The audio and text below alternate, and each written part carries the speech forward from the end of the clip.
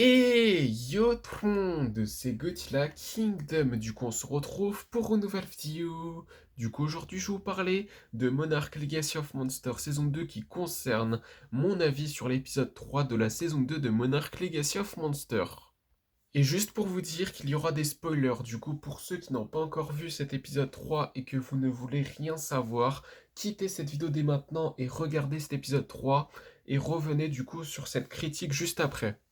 Après avoir vu la fin de l'épisode 2 de la saison 2 de Monarch Legacy of Monsters, je croyais qu'on allait avoir plus de Titans X, on va dire. Parce que franchement, à la fin, au début, je m'attendais en fait à un combat entre les Scarabées et le Titan X. Au final, pas du tout. On voit vraiment pas beaucoup le Titan X, on le voit juste au début de l'épisode 3, du coup qui se passe en 1957. Du coup, qu'est-ce qui se passe? Le Titan X, du coup, il apparaît, hein. Du coup, logique, vu la fin de l'épisode 2. Et du coup, ce qui se passe, du coup, c'est que tous les scarabées, après avoir vu le Titan X, bah, ils partent, tout simplement.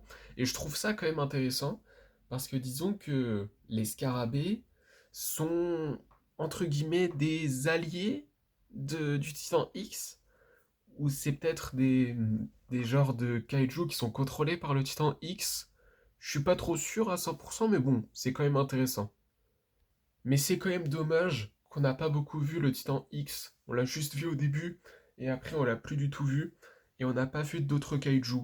Genre on n'a pas vu Godzilla. Bon, on l'a pas encore vu dans cette saison 2, mais Kong, on l'a pas du tout vu dans cet épisode 3. Bon, l'épisode 2, on l'a vu au début, du coup, de ce deuxième épisode, mais là, dans ce troisième épisode, on le voit pas.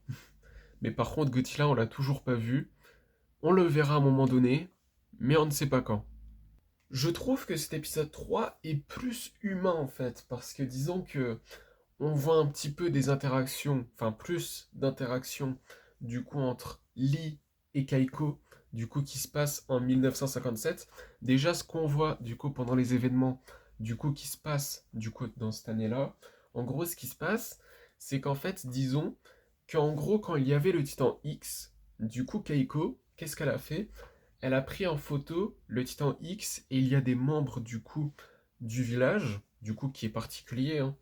Et du coup, en gros, il y a un clan qui demande du coup l'appareil photo de Keiko.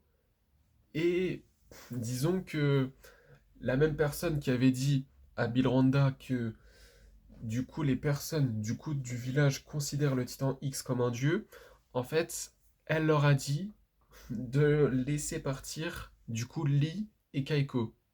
Mais bon, en tout cas, ce qui est sûr, c'est que après, il y a un membre du village qui a sorti un couteau et après, bah, tout est parti en cacahuète après.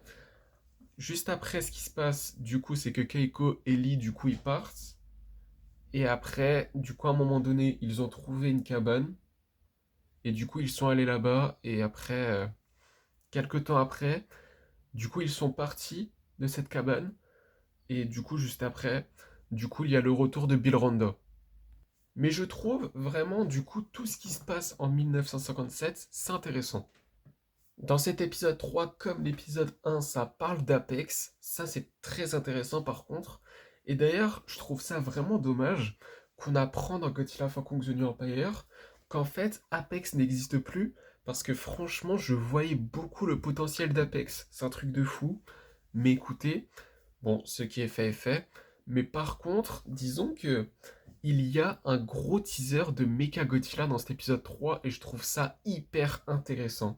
Ça parle du coup d'une nouvelle technologie d'Apex. C'est un truc de fou. C'est une dinguerie.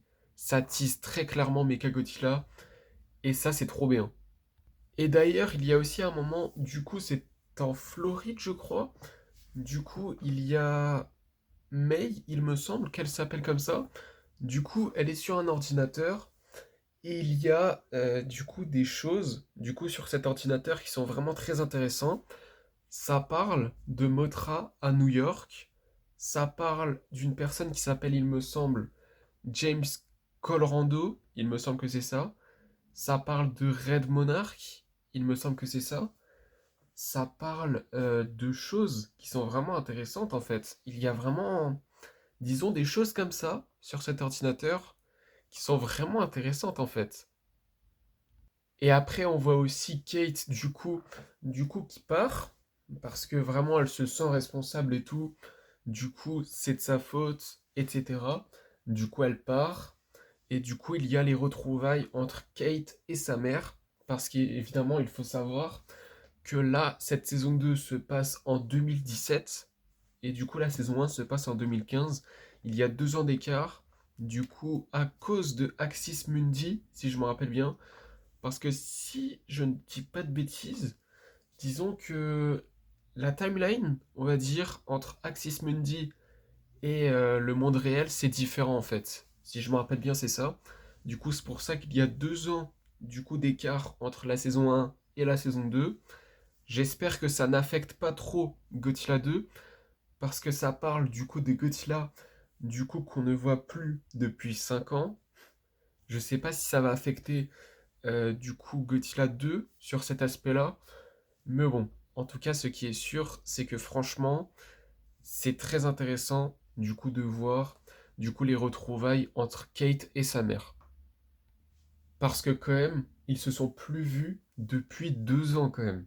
Bon, Kate, elle avait l'impression que c'était quelques jours, mais en réalité, c'est 2 ans.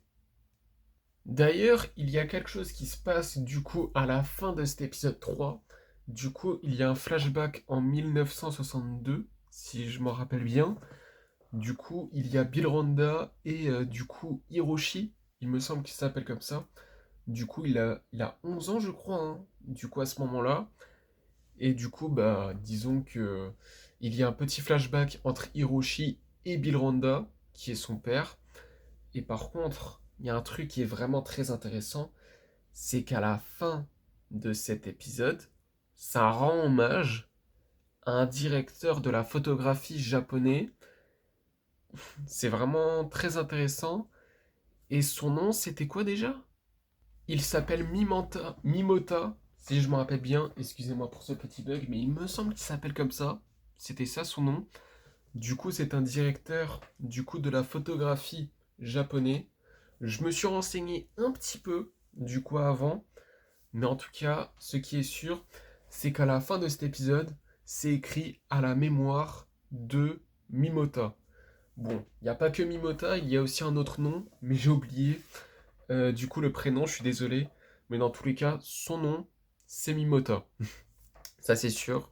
Mais par contre, c'est du coup quelque chose qui est vraiment bien de rendre hommage vraiment à ce directeur de la photographie qui est japonais.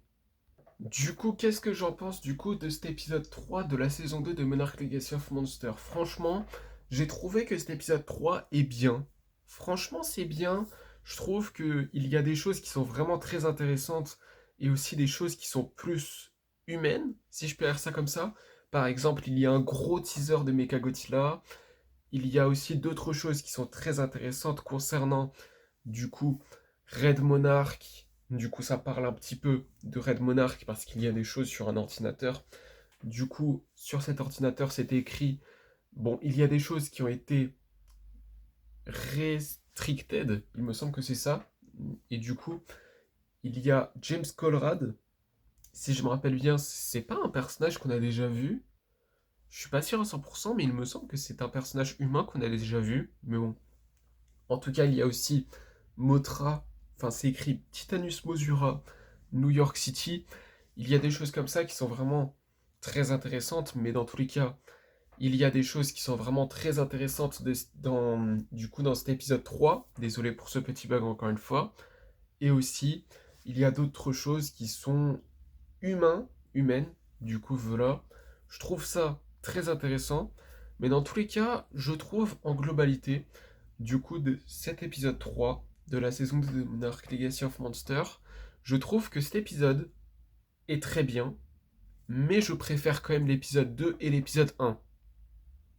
Mais cet épisode 3 reste bien. Mais bon, en tout cas, ce qui est sûr, du coup, c'est désolé pour ces bugs, mais bon, en tout cas, ce qui est sûr, c'est que dans tous les cas, du coup, c'est la fin de cette vidéo et la fin de mon avis sur l'épisode 3 de la saison 2 de Monarch Legacy of Monsters. Du coup, j'espère que la vidéo vous aura plu.